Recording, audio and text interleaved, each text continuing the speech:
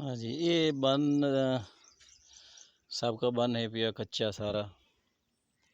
और देख लो कितना इसलिए मैं गैराज खलोता जो कितने खाई बज गई आई। पिछले सलाब जिथे पानी का जोर ही है कटाव होया जिंदी वजह तो उन्होंने रोकने वास्ते दरख्त वगैरह जो भी सटे गए हो कोई खा असर नहीं होया।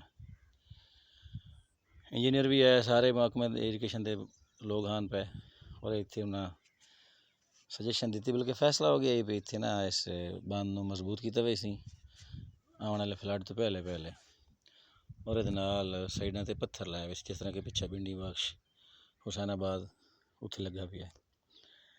लेकिन मुड़ पता नहीं वो सुरख फीते का शिकार हो गया प्रोग्राम सारा। और हुण ये किया गया भी ए इत्थे साइड विचाले करके उस खाई दे विच वाले मरकज एक पत्थरों का एक समझो एक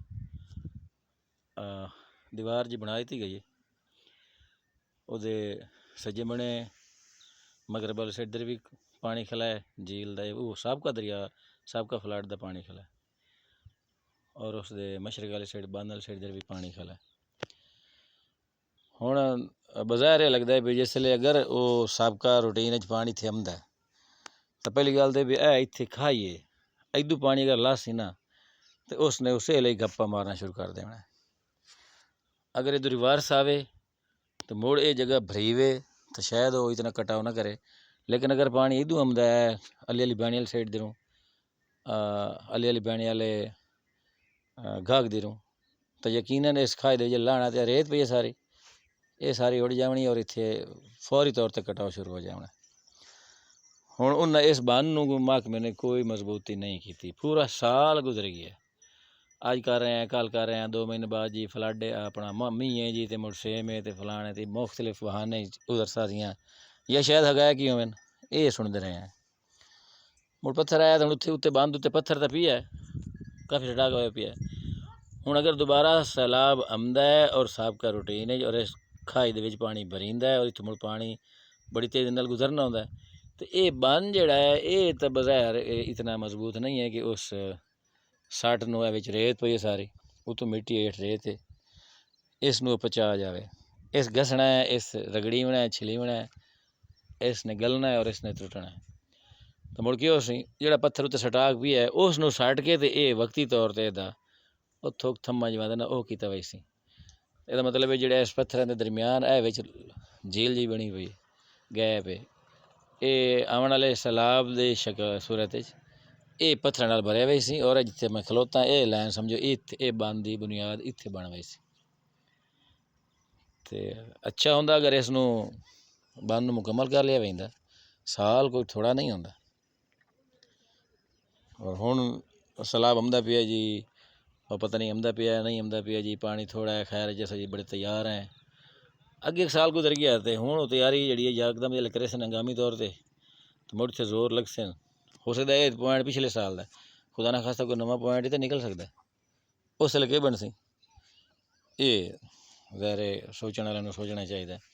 इधर सारे रेते है झील बनी हुई है इधू दरिया है पानी लाना है इधू ही आ सकता है रिवर्स और इधू आ सकता है इधू बैंक निशारे वाली साइड तो इधू अगर पानी लासी तो इतने यकीन है टूआ बाद जाना तो उस वेले ये पत्थर भी सट गया गैप पूरा करे सन तो ये डिग लग गई सी इत्थे तो मुड़ वो तहफुज वक्ती हो सी। और अगर इस तरह का कोई होर पॉइंट है बंद उत्ते वो वेखो तो पता क्या बन सी।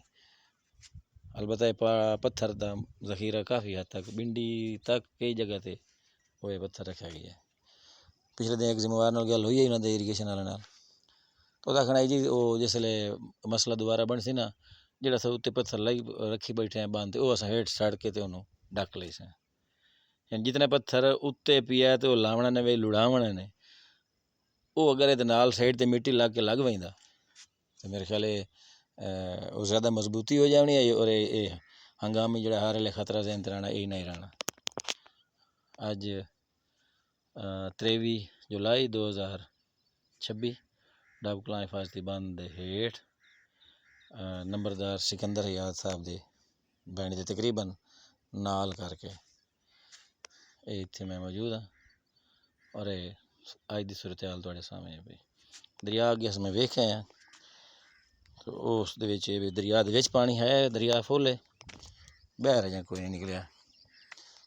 अगर पानी वधदा है तो फिर गैर छाड़ा भरी होना और रुकदा है तो मुड़ गैर सैलाब का खतरा कोई नहीं।